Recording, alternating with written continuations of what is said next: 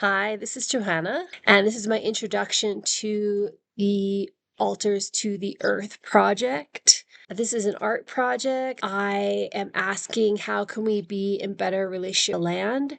How can we remember our connection to the land? How can we give back and give gratitude? And how can we be reminded to do so? My initial idea was to create a prayer tree like the Clutie trees seen at Holy Wells in Ireland, or like the Japanese wish trees. But even though paper and cloth are biodegradable, I could see how they could become litter, especially in the landscape I'm in the high desert of New Mexico, where it gets very windy. Also, the idea behind both types of trees is that if you pray or wish on them, you will receive good fortune. And what I want to do instead is to give good fortune back to the land. So I want to pray for the land instead of to the land, or for the tree instead of to the tree. So I don't want the land to grant me a prayer for healing, which would perpetuate the sort of extractive paradigm that we are already under and that's already hurting the planet. But I would like to grant the land a prayer for healing instead. And basically what I'm going to be doing is creating altars on the land. These altars will be gifts to the landscape, to the different nature beings on the land. And I'm going to do this out on the Taos West Mesa. Specifically, I'm doing it at the rest area of the Rio Grande Gorge Bridge, which gets, I don't know how many, but hundreds, if not thousands of visitors a day to that site, especially this time of year. People see each altar, they're able to remember to be grateful for the land and give back to the land. And I wanted to place them around the Rio Grande del Norte National Monument in sites that people would see, that would be visible, because the site is accessible to all kinds of people. They don't have to be outdoorsy, but they are people that are coming here to New Mexico and making an impact on the environment here. So this is an opportunity for them to hopefully reflect on not only their impact and their relationship to land, but also their relationship to public lands, because public lands are currently threatened now as well. So I decided to do this project on Mother's Day in honor of the mother of us all. I enlisted my family to help me out, my daughter Flora, my husband Eric Mack. Since it was Mother's Day, I could get them to do my bidding. So come along with us and check out what we do. So to begin with, I wanted to share my collection. It's currently in the back of my car because I will need to take it to the site. But I got a whole bunch of different really cool things from around the mesa. First thing is caliche. So this is a white rock that is all over the mesa. And I thought it would make a beautiful material for the altars because it's so white and bright. A nice contrast to that is this red rock gifted to me by a friend.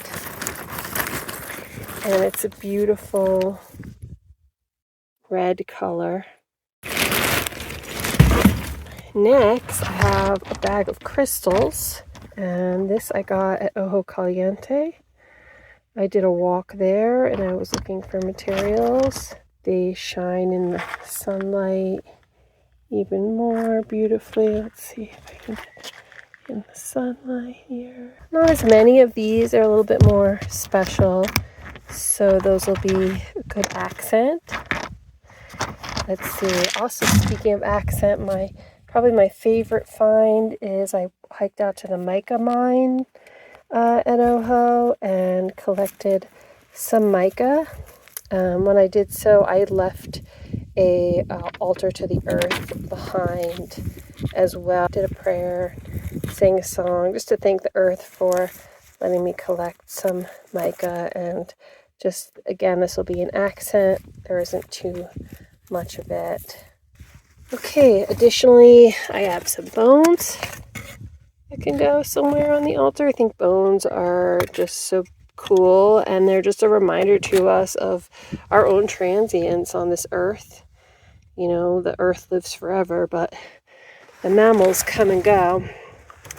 Another one of my favorites are these cholla sticks. So this is the stuff that falls off the cholla.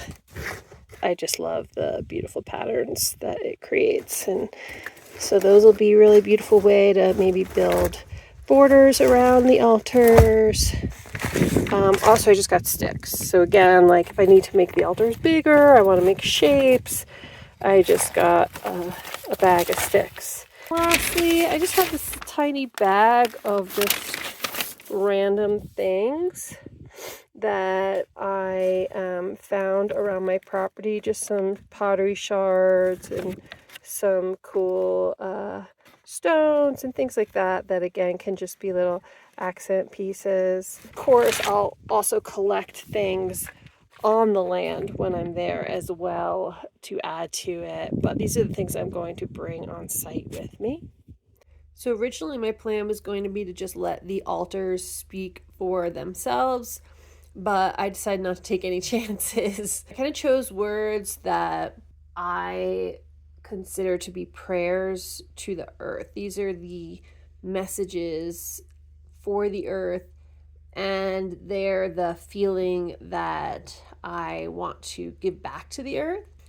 So I want the viewer to feel these things, but also to share these feelings with the earth. And so each altar will have one of these rocks at its center that sort of speaks to the intention of the altar.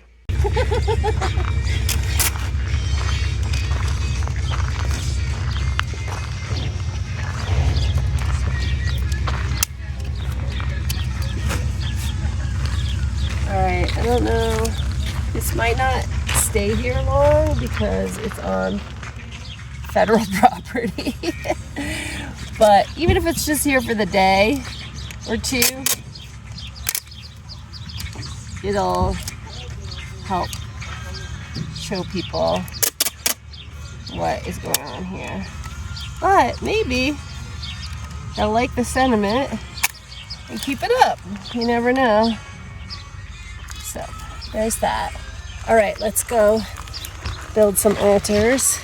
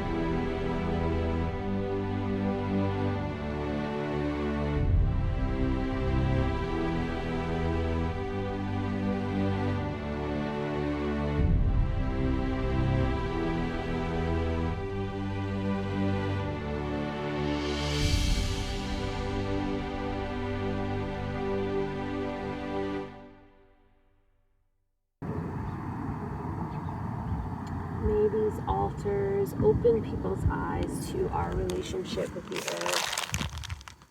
May these altars be gifts to the earth, to healing the earth, and to connecting humans back to their roots, back to their nature. May these altars act as some form of protection and care to this public land, to keep it safe, to keep it public, to keep the nature beings free, to keep this habitat in place. May these altars be regenerative.